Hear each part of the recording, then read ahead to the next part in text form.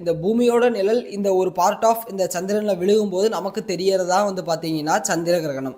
இதுவே இந்த பக்கம் பேரலாக சூரிய கிரகணம் எப்போ நிகழும் அப்படின்னு பார்த்தீங்கன்னா, சூரியனுக்கும் பூமிக்கும் நடுவில் வந்து சந்திரன் வரும்போது நமக்கு நிகழ்கிறது தான் வந்து என்னன்னு பார்த்தீங்கன்னா சூரிய கிரகணம்னு நம்ம சொல்லுவோம். இப்போது இந்த சந்திர கிரகணமும் சூரிய கிரகணமும் கொஞ்சம் கவனித்து பார்த்தீங்கன்னா ரெண்டுமே வந்துட்டு ஒரே டைம் லைனில் தான் வந்து நடக்கும். அதாவது இப்போது சந்திர கிரகணம் வந்து ஃபார் எக்ஸாம்பிள் வந்து 15ஆம் தேதி வருதுன்னா அடுத்த 15-16 நாளில் வந்து சூரிய கிரகணம் வந்து நமக்கு ஏற்படுற மாதிரி இருக்கும்.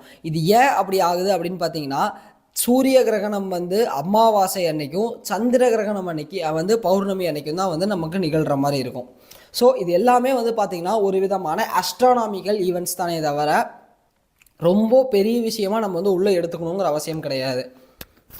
இப்போது இந்த பூமியை நிலவு வந்து மறைக்கும் போது அந்த சூரியனோட கதிர்வீச்சுகள் சிலது தடைப்பட்டு சிலது